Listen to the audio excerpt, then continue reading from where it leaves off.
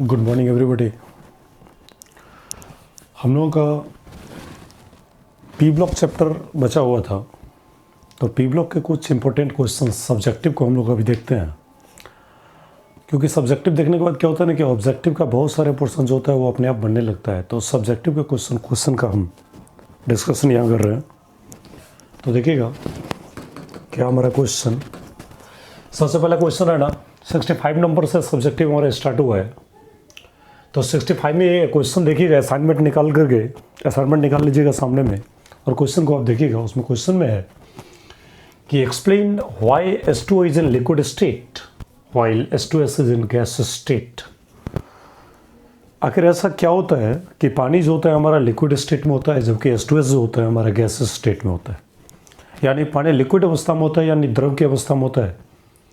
जल द्रव की अवस्था में पाया जाता है रूम टेम्परेचर पे, रूम कंडीशन पे, जबकि H2S जो होता है ना वो गैस स्टेट में पाया जाता है। तो एक चीज़ आप कॉमनली जानते होंगे ना कि लिक्विड और गैस में एक चीज़ जो बातें फिक्स होती है, तो लिक्विड में मॉलिक्यूल के बीच में ना गैप काफ़ी कम होता है और गैस में कणों के बीच में ना गैप काफ़ी ज़्यादा होता है। मेरे कहने का लाइन ये है कि लिक्विड में मॉलिक्यूल सटे सटे होते हैं, काफ़ी क्लोज होते हैं, जबकि गैस में मॉलिक्यूल क्या होते हैं, हटे हटे होते हैं। तो एक चीज़ आप गौर कीजिए, वाटर को ज़रा गौर से देखिए। तो वाटर को देखिए, हाइड्रोजन का 2.1 और ऑक्सीजन का कितना होता है, 3.5 होता है खींचने का क्षमता। हाइड्रोजन का 2.1 और ऑक्सीजन का 3.5। तो हाइड्रोजन की तुलना में ऑक्सीजन का खींचने का क्षमता ज़्यादा है, इसलिए हाइड्रोजन पे क्या आता है, डेल प्लस, और ऑक्सीजन पे क्या आता है, डेल माइनस। फिर यहाँ से भी हाइड्रोजन का खींचने का क्षमता कम तो डेल प्लस, और ऑक्सीजन के खींचने की क्षमता ज़्यादा तो 2 del minus, that is double del minus. यही हाल पानी के अगले मॉलिक्यूल का हो जाएगा, और हाइड्रोजन का 2.1 और ऑक्सीजन का 3.5 होगा, जिस वजह से हाइड्रोजन पे आएगा डेल प्लस और ऑक्सीजन पे आएगा डेल माइनस, और ये प्लस और माइनस एक दूसरे से क्या होंगे, अटैच हो जाएंगे। आपको पता ही है, एक लाइन बताए होंगे कि जब जब हाइड्रोजन फोन से फंसेगा, कॉन्सेप्ट याद है क्या, जब जब हाइड्रोजन फोन से फंसेगा तो वहाँ पर हाइड्रोजन बॉन्ड बनेगा, और अगर हाइड्रोजन फोन से नहीं फंसेगा तो वहाँ पे हाइड्रोजन बॉन्ड नहीं बनेगा। यानी हाइड्रोजन बॉन्ड कौन से मॉलिक्यूल बनाएंगे उसको पकड़ने का बड़ा आसान सा ट्रिक था हमारा कि हाइड्रोजन या तो F से जुड़ जाए, या O से जुड़ जाए, या N से जुड़ जाए। मतलब इन तीनों में से किसी के साथ अगर हाइड्रोजन अटैच हो जाएगा ना, तो वहाँ पर हाइड्रोजन बॉन्ड का निर्माण हो जाएगा। हाइड्रोजन यदि फोन से फंस जाएगा, और आपको याद होगा इस फोन के खानदान, फ्लोरीन, जिसका इलेक्ट्रॉनिटी पूरे पीरियोडिक टेबल में सबसे ज़्यादा 4.0 होता है, और ऑक्सीजन का 3.5 होता है, और नाइट्रोजन का 3.0 होता है। और मैंने बोला था ना कि इन सारे एलिमेंट का electron negativity, that is electron खींचने की जो क्षमता है, वो हाइड्रोजन की तुलना में बहुत ही ज़्यादा माना जाता है। मतलब ये लोग इलेक्ट्रॉन खींचने वाले खानदान के आते हैं, इसलिए ऐसे खानदान का नाम हमने क्या रखा था, टपोरी। और इसको पकड़ने का दूसरा तरीका भी बताया था कि जब जब हाइड्रोजन, देखिए यहाँ पे हाइड्रोजन को गौर से देखिए, ये हाइड्रोजन है और एक तरफ एक टपोरी है ऑक्सीजन, और दूसरे तरफ दूसरा टपोरी है ऑक्सीजन। तो जब जब हाइड्रोजन दो टपोरी के बीच में फंसेगा ना, तो वहाँ पर हाइड्रोजन बॉन्ड का निर्माण होगा, हाइड्रोजन बॉन्ड वहाँ बन जाएगा। तो पानी में क्या होता है ना कि हाइड्रोजन बॉन्ड बन जाने की वजह से मॉलिक्यूल एक दूसरे के करीब आ जाते हैं, और करीब आने की वजह से ना वहाँ पे हाइड्रोजन बॉन्ड का निर्माण होता है, और वह मॉलिक्यूल फाइनली किस स्टेट में आ जाता है, लिक्विड स्टेट में। लेकिन अगर आप H2S को गौर से देखो तो इसमें देखो S जुड़ा है H से, यही आपका H2S है। अब हाइड्रोजन का खींचने का क्षमता 2.1 और सल्फर का होता है 2.5। आप ही देखिए सल्फर का खींचने का क्षमता हाइड्रोजन की तुलना में ज़्यादा नहीं है। मेरे कहने का लाइन साफ है कि जब इलेक्ट्रॉन नेगेटिविटी ज़्यादा नहीं है तो फिर इलेक्ट्रॉन खींच नहीं पाएगा, तो फिर से पार्शियल पॉजिटिव और नेगेटिव जनरेट नहीं होगा, जैसे कि पानी में जनरेट होता है। हाइड्रोजन बॉन्ड बनाने के लिए मात्र 3 ही एलिमेंट जिम्मेदार होते हैं, फ्लोरीन, ऑक्सीजन और नाइट्रोजन। फ्लोरीन, ऑक्सीजन और नाइट्रोजन। तो H2S में हाइड्रोजन बॉन्ड का निर्माण नहीं होगा, जबकि H2O में हाइड्रोजन बॉन्ड का निर्माण होगा। इस वजह से ये मॉलिक्यूल आपस में क्लोज हो जाएंगे, चिपक जाएंगे, और फाइनली लिक्विड स्टेट में मिलेंगे। लेकिन H2S में क्या होगा ना कि एक मॉलिक्यूल के दूसरे मॉलिक्यूल के बीच में ना वैन डर वाल फोर्स ऑफ अट्रैक्शन काम करता है, काफ़ी कमजोर बल काम करता है, जिस वजह से मॉलिक्यूल एक दूसरे के करीब में नहीं आते, और जब तक करीब में नहीं आएंगे तब तक चिपकेंगे कैसे, और नहीं चिपक पाएंगे, इसका मतलब लिक्विड बनने का अधिकार उसे नहीं है। यानी हमारा लाइन यही है कि H2 has tendency to form hydrogen bond line हम यही लिखने वाले हैं आंसर में, इन वाटर, पानी में, पानी कहने का मतलब क्या है, H2O में hydrogen is attached with, hydrogen is attached, hydrogen is attached with oxygen. बोलिए पानी में हाइड्रोजन किससे जुड़ा है, ऑक्सीजन से। which has tendency to form, which has tendency to form hydrogen bond,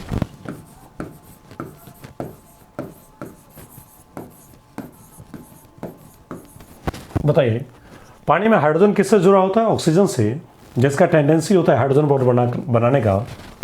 so H2O exist in liquid state, इसलिए पानी किस अवस्था में पाया जाता है, लिक्विड स्टेट में। while जबकि इन H2S में hydrogen is attached with sulphur, जबकि H2S में हाइड्रोजन किससे जुड़ा होता है, सल्फर से। which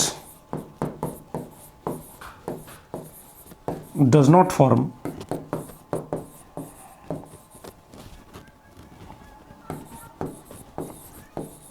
हाइड्रोजन बॉन्ड, वो हाइड्रोजन बॉन्ड नहीं बनाता है। सो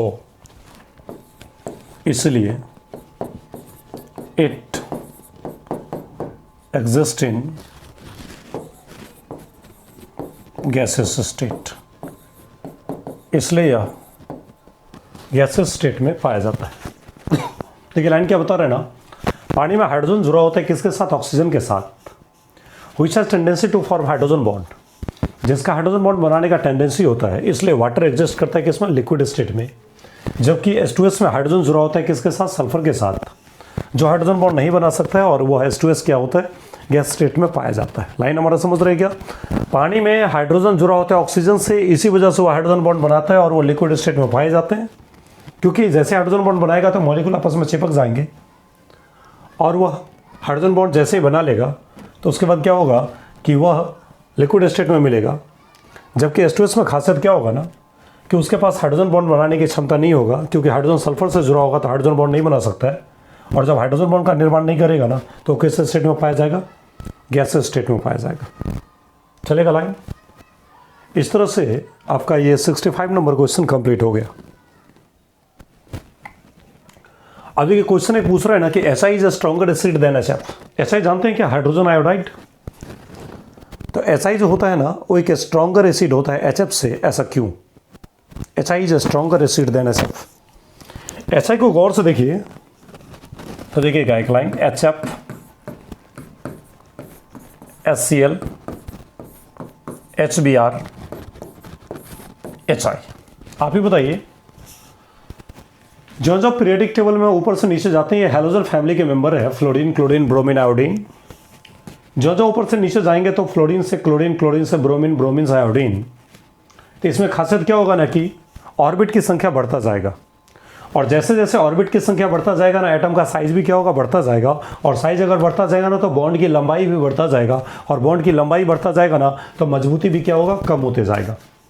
इसलिए सबसे कमजोर बॉन्ड किसका होगा, H और I के बीच में। उससे तगड़ा बॉन्ड HBr, उससे तगड़ा HCl, और उससे भी तगड़ा HF। मेरे कहने का लाइन ये है ना कि HI की मजबूती सबसे कम होती है, बॉन्ड सबसे ज़्यादा कमजोर होता है।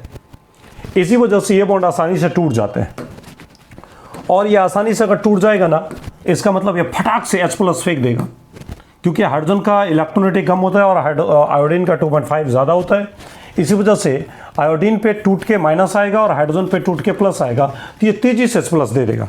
और आप ही बताएं ना, जो कंपाउंड तेजी से H+ देगा वो हमारे लिए क्या होगा, अच्छा एसिड होगा, वो हमारे लिए क्या होगा, तगड़ा एसिड होगा, क्योंकि एसिड का जन्मसिद्ध अधिकार है H+ देना। तो जो एसिड आसानी से H+ दे सकता है ना, वो हमारे लिए अच्छा एसिड माना जाएगा। तो HI इस तरह से क्या होगा, अच्छा एसिड होगा हमारे लिए। तो हम एक लाइन लिखेंगे,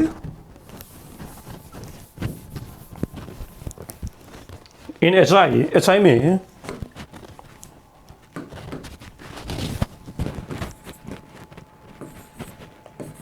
in HI bond length is longer। In HI में क्या होता है, bond length is longer, bond की लंबाई क्या होता है, ज्यादा होता है।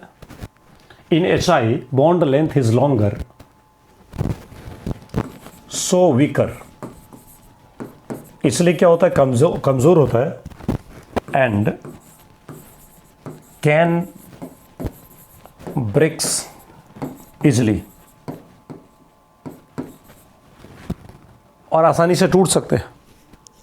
HI के पास खासियत क्या होता है ना, कि बॉन्ड की लंबाई ज़्यादा होता है, कमज़ोर होता है, इसलिए आसानी से टूट सकता है। एंड कैन ब्रेक्स इजली, और आसानी से टूट सकता है। सो while HF has relatively a stronger bond, HF के पास तुलनात्मक रूप से मजबूत बॉन्ड होता है, which cannot break easily, which cannot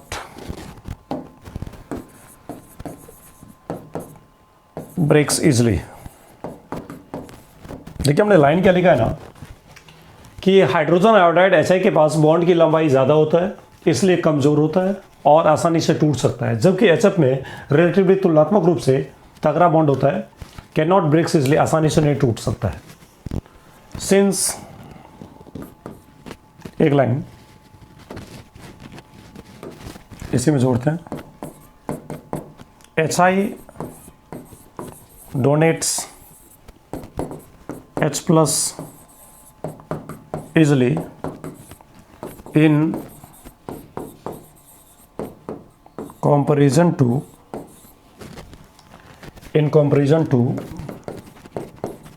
HF, so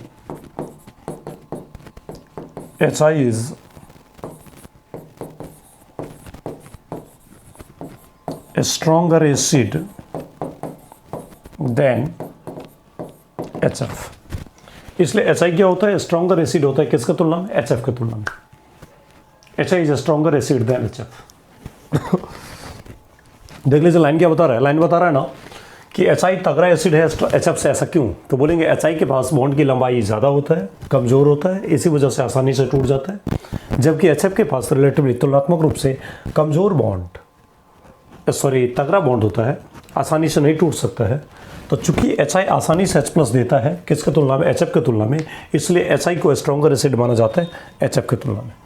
हमारा अगला क्वेश्चन है, electron affinity of fluorine is less than chlorine. हालांकि आप जानते हैं कि साइज घटता है ना तो इलेक्ट्रॉन एफिनिटी बढ़ता है। Electron affinity that is electron लेने की चाहत। तो फ्लोरीन का इलेक्ट्रॉन एफिनिटी होना चाहिए था ज़्यादा, लेकिन वो कम हो जाता है, जबकि क्लोरीन का इलेक्ट्रॉन एफिनिटी होना चाहिए था कम, क्योंकि बड़ा साइज है तो इलेक्ट्रॉन लेने की चाहत थोड़ी कम होनी चाहिए, लेकिन उल्टे ज़्यादा ही चाहत हो जाता है। इलेक्ट्रॉन एफिनिटी, इलेक्ट्रॉन से लगाव, एफिनिटी अफेक्शन, एफेयर समझते हैं ना, चक्कर जो चलाते हैं, तो ये चक्कर की बात कर रहा है एफेयर एफिनिटी से। तो इलेक्ट्रॉन एफिनिटी, इलेक्ट्रॉन के साथ चक्कर, इलेक्ट्रॉन के साथ लगाव, इलेक्ट्रॉन प्राप्त करने की क्षमता फ्लोरीन का कम हो जाता है, किसके तुलना में, क्लोरीन के तुलना में। इलेक्ट्रॉन नेगेटिविटी नहीं बोल रहा हूँ, इलेक्ट्रॉन नेगेटिविटी होता है इलेक्ट्रॉन खींचना लेकिन अपने सतह पे इलेक्ट्रॉन रखना, और इलेक्ट्रॉन एफिनिटी का मतलब होता है इलेक्ट्रॉन लेकर के अपने जर्रा जर्रा में समा लेना। मतलब ये इंटरनल प्रॉपर्टी हो गया एक तरह से। तो ये इलेक्ट्रॉन एफिनिटी फ्लोरीन का कम हो जाता है, क्लोरीन से ऐसा क्यों? तो देखिए होता क्या है, कुल्सन का एक अप्रोच है, ये पीरियडिक टेबल का क्वेश्चन है। फ्लोरीन आप जानते हैं कि एटॉमिक नंबर 9 होता है, तो 2 और 7, इसका मतलब फ्लोरीन के बाहर में 7 इलेक्ट्रॉन है। और क्लोरीन के बारे में बात करें 17, तो इसका आ जाएगा 2, 8, 7। इसका मतलब इसके पास 3 ऑर्बिट है, 1, 2, 3, और इसके पास 1, 1, 2 ऑर्बिट है। तो फ्लोरीन का साइज छोटा होता है ना तो ऐसे 1 2 2 ऑर्बिट है, और क्लोरीन का साइज बड़ा होता है ना तो 1 2 3 इतने बड़े साइज है। तो फ्लोरीन के पास ऑलरेडी 7 इलेक्ट्रॉन है बाहर में, 1 2 3 4 5 6 7 ऐसे है। और यहाँ पे देखिए 1 2 3 4 5 6 7 ऐसे यहाँ भी 7 है। अब एक एक इलेक्ट्रॉन हम एक्स्ट्रा अगर डालें दोनों के पास, एक एक इलेक्ट्रॉन दोनों में डालते हैं एक्स्ट्रा, ये रहा हमारा इलेक्ट्रॉन। तो 2 इलेक्ट्रॉन है यहाँ पर, एक इसको भी देते हैं एक इसको भी देते हैं। तो इसमें जैसे एक इलेक्ट्रॉन जाएगा ना तो ये एडजस्ट करेगा, इसमें जैसे एक इलेक्ट्रॉन जाएगा ना तो इसमें नफरत होगा, इनके अपने साइज छोटे होने के कारण। क्योंकि आप जानते हैं इलेक्ट्रॉन पे नेगेटिव चार्ज होता है, तो नेगेटिव चार्ज के बीच में रिपल्सन होगा। फ्लोरीन का साइज छोटा होता है, इन छोटे साइज के बीच में बार बार रिपल्सन होगा। इस वजह से क्या होगा कि ये इलेक्ट्रॉन रख नहीं पाएगा, ले तो लेगा लेकिन लेके फेंक देगा, मतलब इलेक्ट्रॉन लेने की चाहत ओवरऑल कम हो जाएगा। लेकिन इस फ्लोरीन के पास खासियत क्या होगा ना कि इलेक्ट्रॉन अगर एक बार ले लेता है, एक बार अगर ये इलेक्ट्रॉन ले लेगा तो चूंकि इनके इलेक्ट्रॉन के बीच में गैप ज़्यादा है, दूरियां ज़्यादा है, देख लीजिए इलेक्ट्रॉन के बीच में दूरियां काफ़ी ज़्यादा है, इसलिए इस इलेक्ट्रॉन को इस इलेक्ट्रॉन से कोई नफरत की भावना नहीं होता है। इसी वजह से यहाँ बाहर से जो इलेक्ट्रॉन इसमें जाता है ना वो रह पाता है। तो लेने की चाहत फ्लोरीन का ज़्यादा था, लेकिन लिया, लेकिन रख नहीं पाया, लेके फेंक दिया। तो इसका मतलब चाहत कम हो गया। और क्लोरीन के पास चाहत कम था, लेकिन जो इलेक्ट्रॉन लिया ना तो लिया तो उसको बाहर जाने का मौका नहीं मिला, वो उसको रख ही लिया, हमेशा के लिए परमानेंटली रख लिया। जैसे छोटे बच्चे क्या करते हैं ना कि कभी मान लीजिए कि छोटे बच्चे खाना खा रहे हैं, छोटे बच्चे के जो पिताजी हैं वो भी पिताजी खाना खा रहे हैं, और वो छोटा बच्चा क्या करेगा कि मान लीजिए जैसे उसकी मम्मी पापड़ बनाई है तो छोटा बच्चा बोलेगा नहीं, जितना पापड़ मेरे पिताजी को दिया है, मेरे बाप को जितना पापड़ दिया उतना मेरे को दे। छोटा सा एकदम, मान लो कि 4 साल का 3 साल का बच्चा है, तो माता जी उसको उतने ही बड़े पापड़ देगी, लेकिन एडजस्टेबल क्षमता उसकी कम है, तो वो पापड़ लेगा और लेकर के फेंक देगा। दैट इज क्षमता कम हो गया ना। लेने की चाहत ज़्यादा था, नहीं देता तो लड़ता झगड़ता मारपीट करता, लेकिन जैसे ही एक बार लिया तो थोड़ा सा खाया फिर लेके फेंक दिया, मतलब लेने की चाहत कम हो गया। लेकिन उसके बाप तो उतना पापड़ आराम से चबा गया। इसका मतलब क्या है ना कि चाहत ज़्यादा, ललायत ज़्यादा पापड़ के लिए छोटा बच्चा था, लेकिन ले नहीं पाया, मतलब क्षमता कम हो गया लेने का। लेकिन उसके पिताजी का लेने का क्षमता ज़्यादा कम था, उतना पापड़ के लिए परेशान नहीं थे, लेकिन जो मिला ना उसको एकदम छपा दिए, घटास दिए।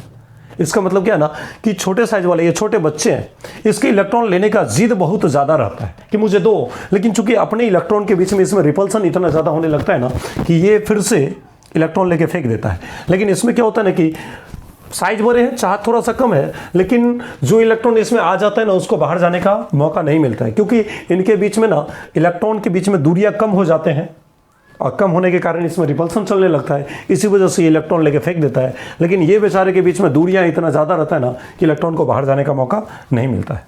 तो ये चीज़ जो मैं आपको बता रहा हूँ ना,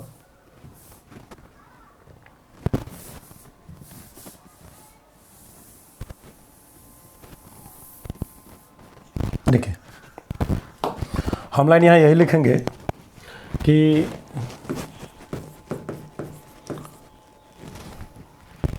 हमारे वैज्ञानिक, ये बात जो मैंने बताया ना कुल्सन का अप्रोच है ये, अकॉर्डिंग टू कुल्सन्स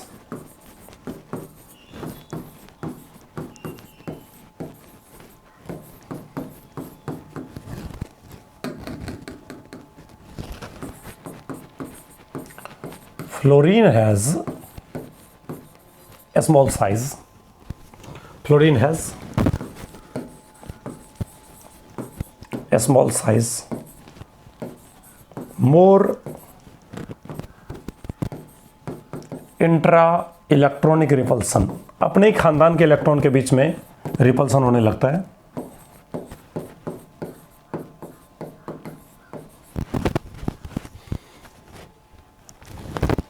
व्हाइल जबकि chlorine has large size, chlorine का साइज क्या होता है, बड़ा होता है।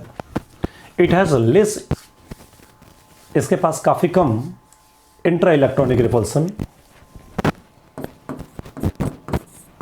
It has very less intra electronic repulsion,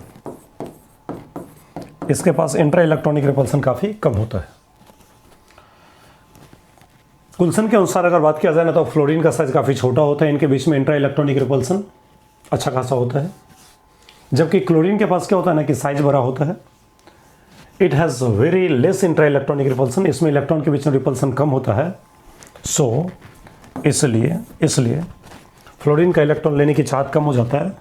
so fluorine has less electron affinity than chlorine, इसलिए फ्लोरीन का इलेक्ट्रॉन एफिनिटी क्लोरीन से काफ़ी कम होता है।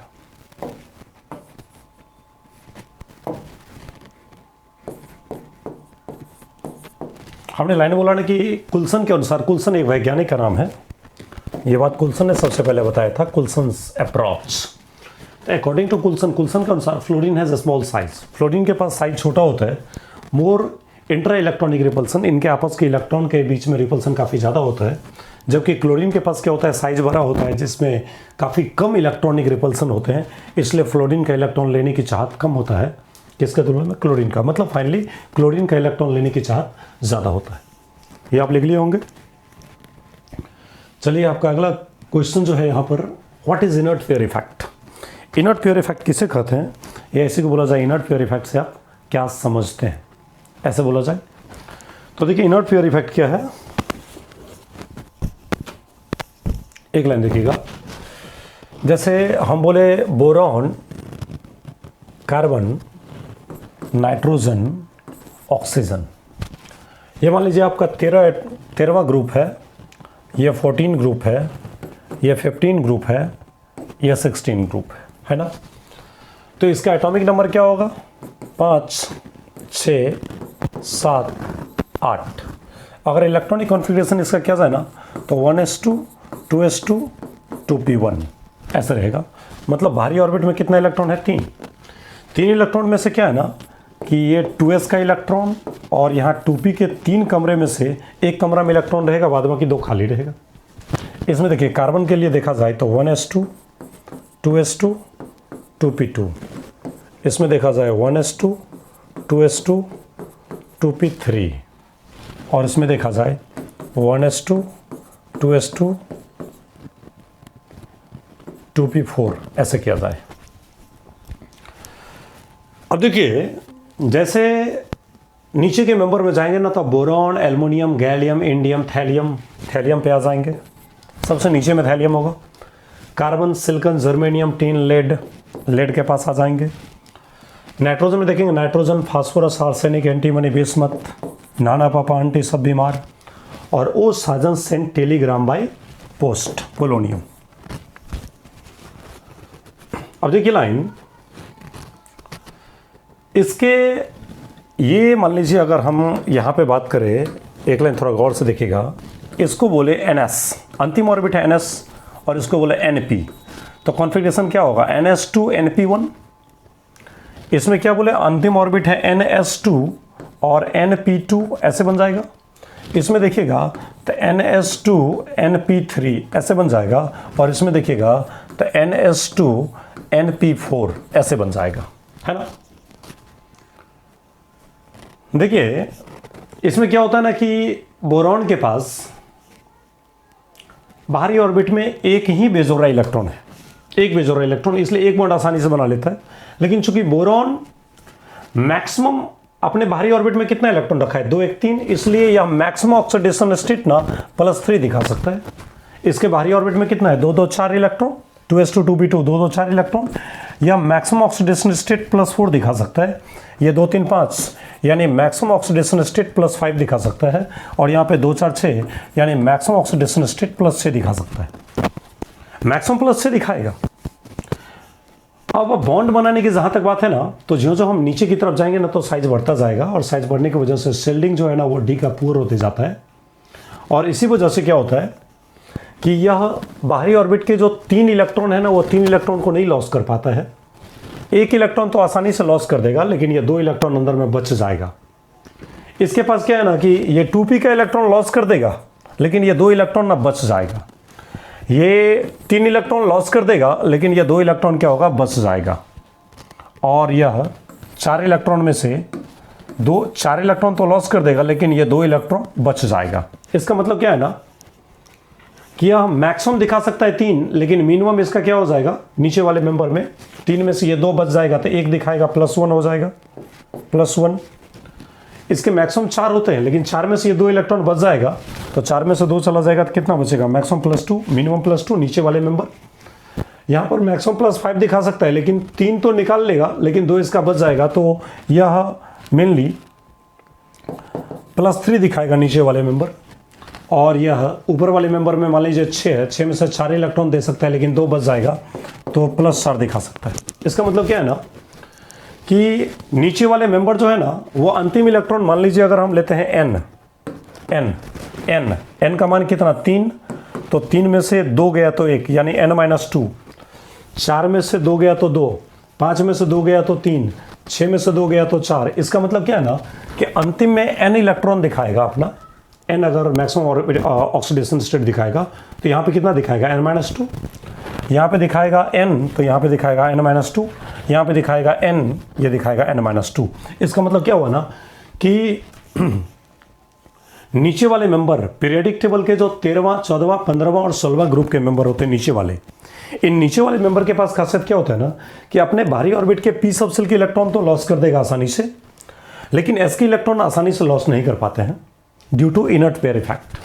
और इसमें खासियत क्या होता है ना कि अगर ये इलेक्ट्रॉन ज़्यादा से ज़्यादा बॉन्ड बनाना चाहेंगे ना, तो ये क्या करेंगे ना, इसके इलेक्ट्रॉन को एनर्जी दे करके ना प्रमोट करेंगे ना, तब ये इसमें आएगा और अनपेयर्ड होगा, तब जाकर के ये बॉन्ड बनाएगा। इसलिए क्या होता है ना कि थैलियम जो होता है ना, TlCl सिंगल बॉन्ड बनाता है, लेकिन TlCl3 बनाना नहीं चाहता रहता है। क्यों नहीं चाहता रहता है, क्योंकि TlCl3 बनाने के लिए ना इसके Tl के पास ना 3 बेजोरा इलेक्ट्रॉन होना चाहिए, और 3 बेजोरा इलेक्ट्रॉन होने के लिए ना इसका 1 इलेक्ट्रॉन लेकर के इसमें जंप करवाना पड़ेगा, तो इसके पास 1 बचेगा, इसके पास 1 होगा, और 1 यहाँ से जो इसमें आएगा तो वो भी बेजोरा हो जाएगा। इसमें से 2 में से 1 खत्म हो जाएगा, 1 यहाँ से आएगा। तो उसके लिए हमें क्या चाहिए ना, एनर्जी चाहिए। तो TlCl3 बनाने के लिए ना क्या करना पड़ता है कि एनर्जी देना पड़ता है, लेकिन TlCl अगर बनाना होगा ना तो एक ही अनपेयर्ड इलेक्ट्रॉन से हमारा बॉन्ड बन जाएगा। तो एक अनपेयर्ड से इलेक्ट्रॉन से जब बॉन्ड बनेगा ना तो उससे आराम से एनर्जी लॉस कर देगा, एनर्जी निकाल देगा। तो मेरे कहने का लाइन यहाँ पर यही है कि यह सिंगल बॉन्ड आराम से बना सकता है, लेकिन ट्रिपल बॉन्ड बनाना इसके लिए थोड़ा सा मुश्किल हो जाता है। तो सीधा सा लाइन यहाँ पर यही है कि TlCl3 लेस स्टेबल होगा, जबकि TlCl क्या होगा, मोर स्टेबल होगा। तो यहाँ पर हम सीधा लाइन लिखेंगे कि P ब्लॉक एलिमेंट में ये इनर्ट फेयर इफेक्ट किस में लगता है, P ब्लॉक एलिमेंट में नीचे वाले मेंबर्स होते हैं ना, वो more stable oxidation state n-2 दिखाता है, n-2 oxidation state, more stable oxidation state दिखाता है।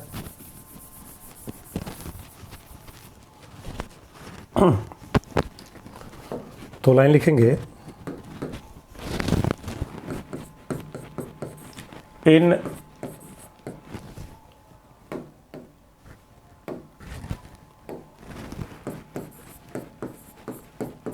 P ब्लॉक एलिमेंट्स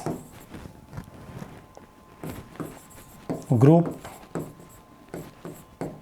13 से लेके 16 तक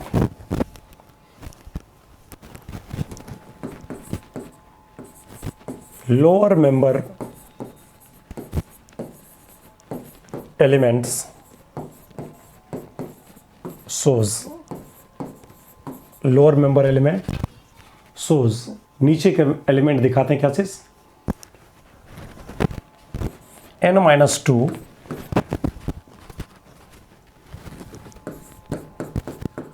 oxidation state,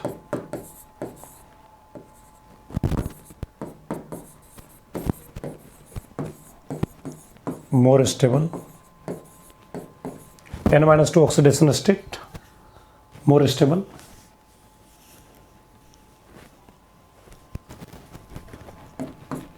this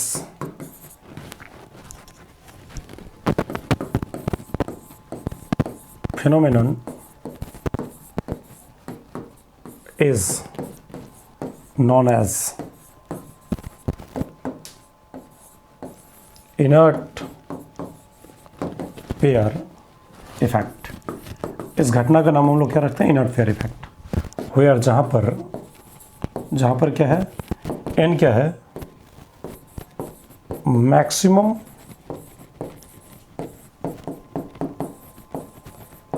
oxidation state of group. जैसे कोई एलिमेंट 13वां ग्रुप का है तो मैक्सिमम ऑक्सीडेशन स्टेट +3 दिखाएगा, 14 ग्रुप का है तो मैक्सिमम ऑक्सीडेशन स्टेट +4 दिखाएगा, 15 ग्रुप का है तो मैक्सिमम ऑक्सीडेशन स्टेट +5 दिखाएगा, और 16 ग्रुप का है तो मैक्सिमम ऑक्सीडेशन स्टेट +6 दिखाएगा। तो इनर्ट पेयर इफेक्ट के कारण 6 - 2 दिखाएगा, दैट इज +4 दिखाएगा। ये जो प्रक्रिया है ना, कहलाता है inert pair effect. What is inert pair effect? तो हम लिखेंगे पी ब्लॉक एलिमेंट में ग्रुप 13 से लेकर के 16 तक लोअर मेंबर के एलिमेंट जो दिखाते हैं ना, वो n-2 ऑक्सीडेशन स्टेट दिखाते हैं, लोअर मेंबर के एलिमेंट, नीचे वाले एलिमेंट। और यह मोर स्टेबल होता है, और यही जो घटना होता है ना, इसे जाना जाता है किस नाम से? इनर्ट पेयर इफेक्ट के नाम से। जहाँ पर n क्या होता है? Maximum oxidation state of group का मैक्सिमम ऑक्सीडेशन स्टेट होता है। चलेगा, इसके बाद हमारा अगला क्वेश्चन बनता है, why does BCl3 act as Lewis acid? BCl3 को गौर से देखा जाए, BCl3 एक लेविस एसिड की तरह क्यों काम करता है? क्वेश्चन यही है। तो लाइन देखिएगा, BCl Cl Cl। बोरॉन का एटॉमिक नंबर देखिए ना, 5 होता है, तो 2 और 3। बोलिए बाहर में कितना इलेक्ट्रॉन है? 3। तो 1 2 3 3 इलेक्ट्रॉन है, और 3 साझेदारी करके लेगा, तो 3 अपना और 3 साझेदारी करके लिया, तो बोलिए कितना हो गया? 6 इलेक्ट्रॉन हो गया। मतलब इसे एक जोड़ा की कमी है, क्योंकि अष्टक पूरा करने के लिए बोरॉन को और एक जोड़ा इलेक्ट्रॉन चाहिए, दैट इज 2 इलेक्ट्रॉन चाहिए। तो एक जोड़ा इलेक्ट्रॉन ये ले सकता है, और आपको पता होगा ना कि जो प्रजाति इलेक्ट्रॉन जोड़ा में गेन करता है उसे कहा जाता है लेविस एसिड। तो BCl3 में बोरॉन के पास मात्र 6 इलेक्ट्रॉन होते हैं। It has deficiency of 1 lone pair. इसके पास एक जोड़ा इलेक्ट्रॉन की कमी होती है, इसी वजह से ये लेविस एसिड की तरह काम करता है। तो लाइन हम लोग लिखने वाले हैं, इन BCl3 आंसर है, अगर मान लीजिए फिगर बना देंगे तो और बेटर है। ऐसे लिख दीजिएगा, बोरॉन 5, लिख दीजिएगा 2 3 5 2 3, और ऐसा बना दीजिएगा BCl Cl Cl। देख लीजिए, एक बॉन्ड में 2 इलेक्ट्रॉन मिल रहा है शेयरिंग करके, तो 3 बॉन्ड से 6 इलेक्ट्रॉन मिलेगा। तो यहाँ पे इलेक्ट्रॉन डेफिशिएंट सेंटर है, क्योंकि 6 इलेक्ट्रॉन है। इलेक्ट्रॉन डेफिशिएंट सेंटर इसको बोलेंगे। Electron deficient centre that is electron के कमी वाले केंद्र है। लाइन लिखेंगे, इन BCl3 boron has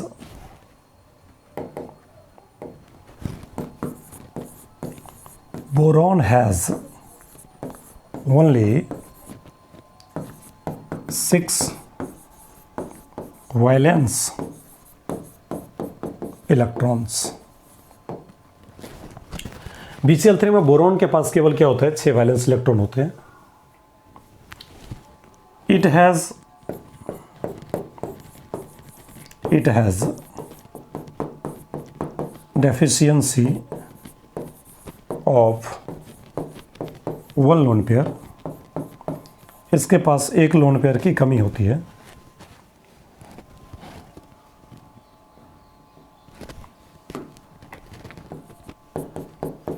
it can accept, या ले सकता है, it can accept 1 lone pair, या एक लोन पेयर क्या कर सकता है? ले सकता है। So it acts as Lewis acid.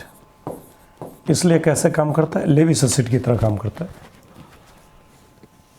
BCl3 में बोरॉन के पास 6 वैलेंस इलेक्ट्रॉन होते हैं। इसके पास इलेक्ट्रॉन की कमी होती है, इसलिए यह एक लोन पेयर गेन कर सकता है, और अतः यह एक लेविस एसिड की तरह काम करता है। ये डी हो गया। इस तरह से अगला क्वेश्चन में आ जाइए, carbon and silicon are tetravalent, but germanium, tin and lead show divalency also. बताइए कार्बन और सिलिकॉन ऊपर वाले मेंबर है, तो इसका आंसर अगर दीजिएगा तो आप खुद से भी सोच सकते हैं carbon, silicon, germanium, tin, lead. बताइए किस ग्रुप के मेंबर है? 14 के मेंबर है, ग्रुप 14। ग्रुप 14 है तो इसका एटॉमिक नंबर 6 है ना, तो क्या होगा? मैक्सिमम ऑक्सीडेशन स्टेट 4 दिखाएगा। लेकिन नीचे वाले मेंबर 4 - 2, 4 - 2 का मतलब क्या हुआ? 2, तो 2 मतलब क्या? डाइवेलेंसी दिखाता है। तो ऊपर वाले मेंबर +4 ऑक्सीडेशन स्टेट दिखाएगा। +4 कहने का मतलब जो मैक्सिमम ऑक्सीडेशन स्टेट होता है ग्रुप का, 4 कहने का मतलब टेट्रावैलेंट होता है। लेकिन जो ही हम नीचे की तरफ मूव करेंगे ना, तो नीचे की तरफ मूव करने से क्या होगा ना कि 4 - 2 डेट इज 2 +2 ऑक्सीडेशन स्टेट दिखाएगा। तो लाइन हम लिखेंगे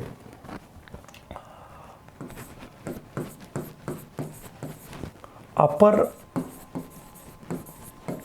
member of this group, upper member of this group, इस ग्रुप का जो ऊपर का मेंबर होता है, shows maximum oxidation state while, जबकि लोअर मेंबर, जबकि नीचे वाला member due to inert pair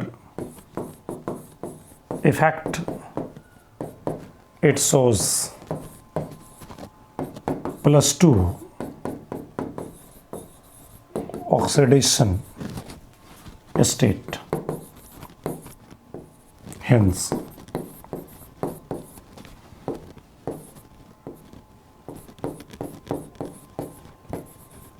upper member is divalent while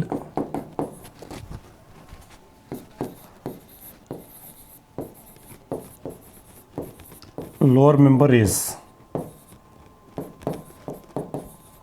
tetravalent।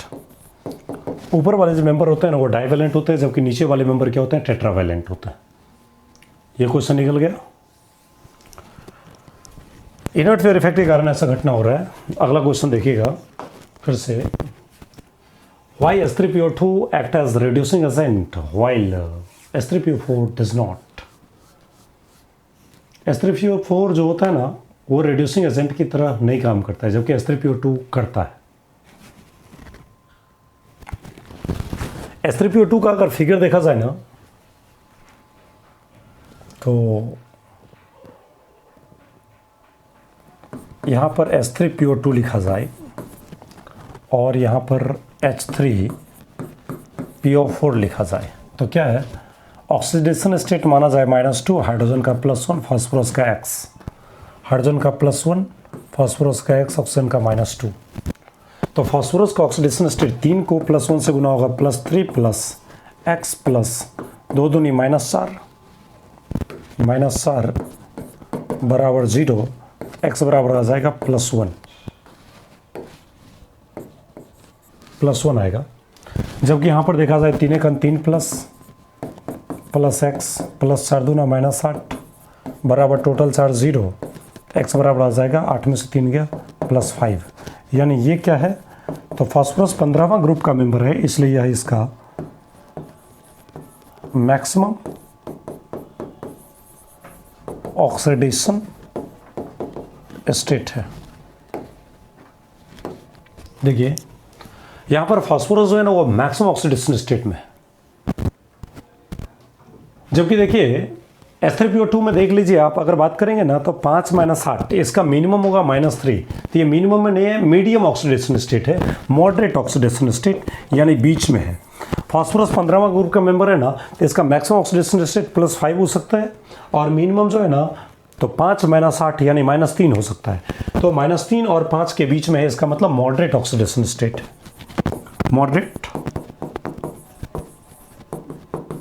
Oxidation state है। इसका मतलब लाइन क्या हुआ ना कि ये फास्फोरस जो है ना वो अपने ऑक्सीडेशन स्टेट को बढ़ा भी सकता है, घटा भी सकता है, क्योंकि +1 पे है तो -3 तक जा सकता है और +1 पे है तो +5 तक जा सकता है। लेकिन +5 वाले के पास सिर्फ घटाने के अलावा बढ़ाने का कोई चांस ही नहीं बनता है, क्योंकि ये ऑलरेडी मैक्सिमम ऑक्सीडेशन स्टेट में है। तो लाइन हम यही बोलने वाले हैं ना कि फास्फोरस के पास सिर्फ घटाने के सिवाय और कोई ऑप्शन नहीं है, जबकि इस फास्फोरस के पास बढ़ाने का भी ऑप्शन है और घटाने का भी ऑप्शन है। तो रिड्यूसिंग एजेंट का कहने का मतलब क्या हुआ कि रिड्यूसिंग एजेंट तो दूसरे को रिड्यूस करे और खुद को ऑक्सीडाइज करे, खुद को ऑक्सीडाइज करे, इसका मतलब खुद का ऑक्सीडेशन नंबर बढ़ा ले। तो यह फास्फोरस अपना ऑक्सीडेशन नंबर बढ़ा सकता है, +1 से +5 तक जा सकता है, इसलिए यह रिड्यूसिंग एजेंट की तरह काम कर लेगा। लेकिन ये जो फास्फोरस है ना, H3PO4 का जो फास्फोरस है यहाँ वाला, ये अपने ऑक्सीडेशन स्टेट को बढ़ा नहीं सकता है, सिर्फ घटा सकता है। तो बढ़ा नहीं सकता है, इसका मतलब रिड्यूसिंग एजेंट की तरह काम नहीं कर सकता है, ये ऑक्सीडाइजिंग एजेंट की तरह काम कर सकता है। तो हम लाइन लिखेंगे यही कि इन H3PO2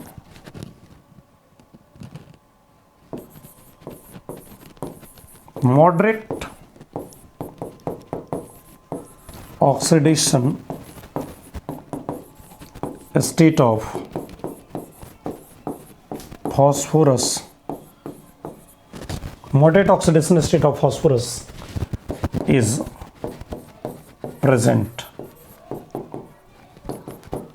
It can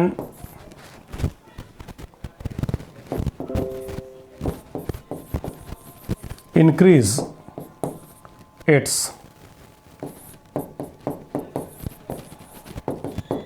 oxidation state. So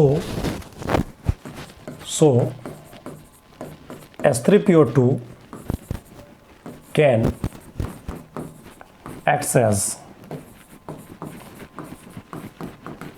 a reducing agent. इसलिए H3PO2 एक रिड्यूसिंग एजेंट की तरह काम कर सकता है।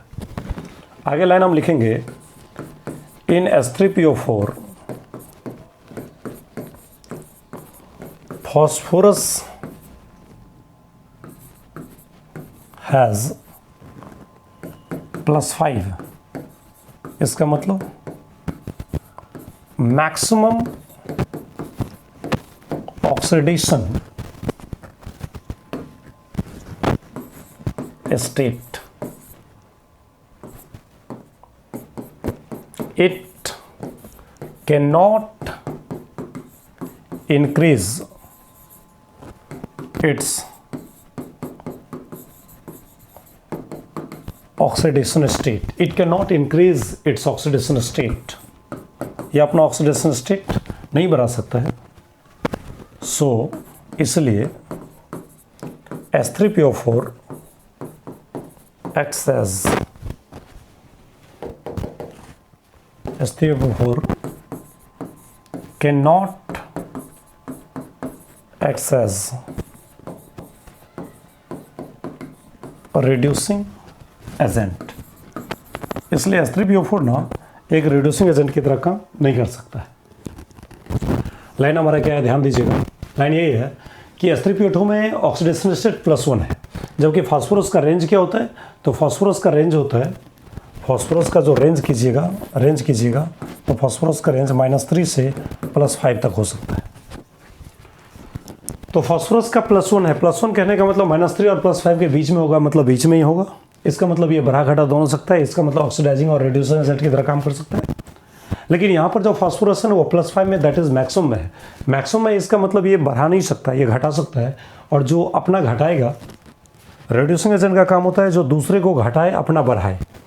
तो ये अपना तो बढ़ा नहीं सकता है, इसका मतलब ये रिड्यूसिंग एजेंट की तरह काम नहीं कर सकता है। तो वही लाइन लिखा है कि H3PO2 में ऑक्सीडेशन स्टेट जो है ना वो मॉडरेट है, फास्फोरस का बीच में है, यह अपने ऑक्सीडेशन स्टेट को बढ़ा सकता है, और अगर इसमें बढ़ाने की क्षमता है तो यह रिड्यूसिंग एजेंट की तरह काम कर सकता है।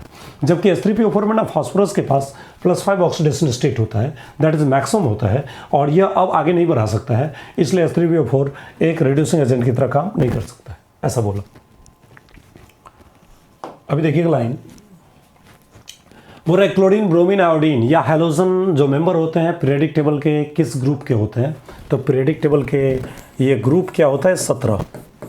ग्रुप 17 में होते हैं क्या क्या? तो fluorine, chlorine, bromine, iodine, astatine. हालांकि ये तो रेडियो एक्टिव होते हैं। इसे हम लोग क्या बोलते हैं? हैलोजन। हैलोजन फैमिली बोलते हैं इसको, इसका नाम रखते हैं हैलोजन फैमिली। ये 68 नंबर क्वेश्चन है, हैलोजन फैमिली। आगे बोल रहे हैं ना क्वेश्चन कि explain why the valency of inert gas is 0। आप ही बताइए, इनर्ट गैस के बारे में आप अगर जानना चाहते हैं तो इनर्ट गैस के बारे में आपको पता होगा ना, हमारे इनर्ट गैस क्या होते हैं? Helium, neon, argon, krypton, xenon, radon. ये देखिए 2, 10, 18, 36, 54, 86। इसको लिखते हैं 2, इसको लिखते हैं 2, 8, इसको लिखते हैं 2, 8, 8, इसको लिखते हैं 2, 8, 18, 8, 18, 10, 28, 8, 36। इसमें लिखते हैं 2, 8, 18, 18, 8। इसमें लिखते हैं 2, 8, 18, 32, 18, 8। 32, 18, 50, 10, 60, 8, 68, ये 18 है, 60, 10, 17, 78, 8, 86। अब देखिए एक लाइन, इन सारे में देखिए सबके बाहरी ऑर्बिट में एक चीज गौर कीजिए, बाहर में 2 है, 8 है, 8 है, 8 है, 8 है, 8 है। आप ही बताइए वैलेंसी होता क्या है? वैलेंसी है कि अपने आप को स्टेबल करने के लिए, अपने आप के अष्टक को कंप्लीट करने के लिए किसी एलिमेंट से जितना इलेक्ट्रॉन लेना पड़े, जितना देना पड़े, या जितना साझेदारी करना पड़े ना, उसी का नाम रखते हैं हम लोग वैलेंसी। वैलेंसी क्या होता है? तो जितने इलेक्ट्रॉन का लेन देन करना पड़े या जितना साझेदारी करना पड़े ना, उसी को हम लोग वैलेंसी कहते हैं। तो जब इसके ऑक्टेट और डुप्लेट कंप्लीट है तो बताइए ये इलेक्ट्रॉन कितना लेगा किसी से? 0। इसका मतलब इसका वैलेंसी कितना हो गया? 0। तो लाइन लिखेंगे, generally inert gas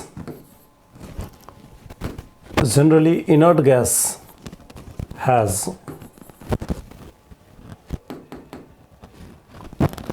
inert gas has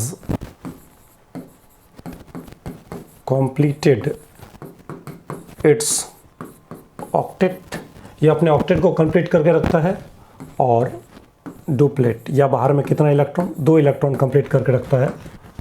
so it has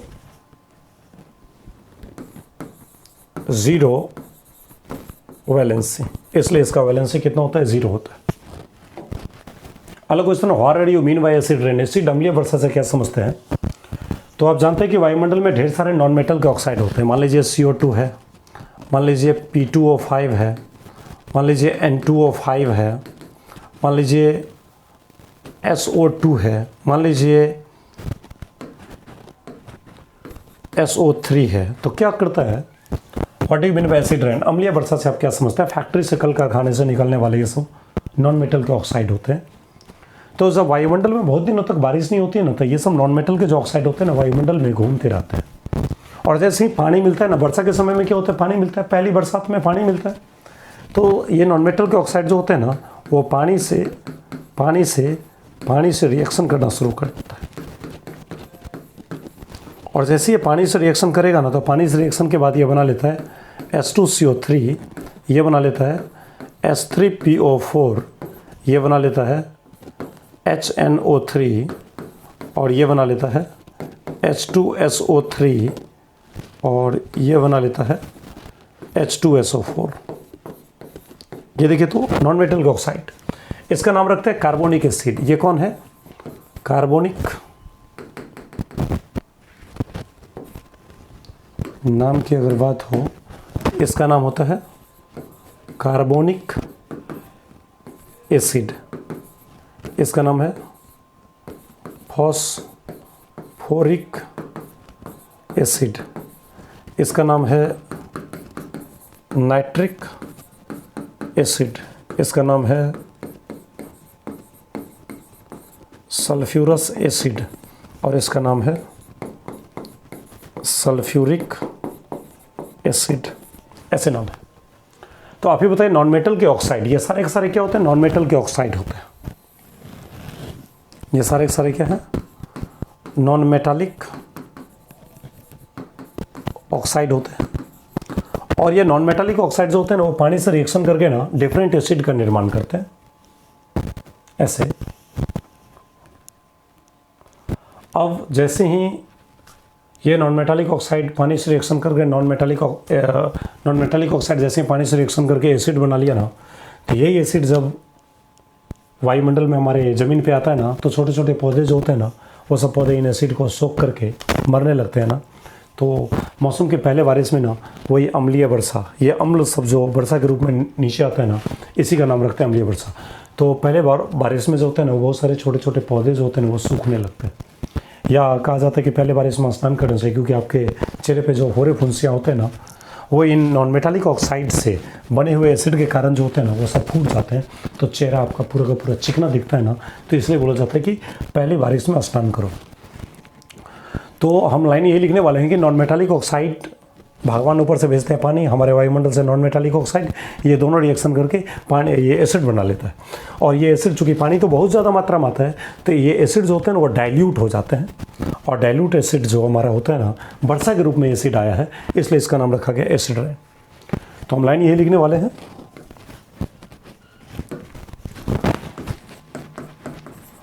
non metallic oxide, non metallic oxide reacts with water. Non-metallic oxide reacts with water, produces, non-metallic oxide reacts with water, produces diluted acid, diluted acid, which is known as जो जाना जाता है किस नाम से? Acid rain के नाम से जाना जाता है। अब देखिए यहाँ तक आपका 70 नंबर क्वेश्चन जो होता है ना, 70 तक ये क्वेश्चन आपका कंप्लीट हो गया। आप अगर स्क्रीनशॉट लेना चाहते हैं ना, तो आराम से ले सकते हैं। यहाँ से आप स्क्रीनशॉट फटाफट ले लीजिए। ये आपका पहला पेज है, स्क्रीनशॉट लीजिएगा फटाफट। फिर से आपका दूसरा page, 3 number page,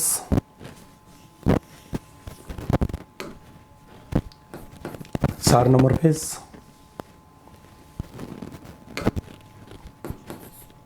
5 number page, 6 number page,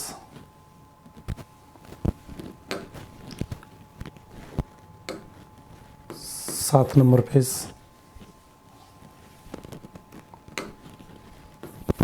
8 number page, 9 number page, 10 number page, 11 number page, 12 number page. मिलते फिर से हम लोगों के क्लास में, तब तक के लिए थैंक यू। आप सभी का दिन शुभ हो और रात्रि मंगलमय हो।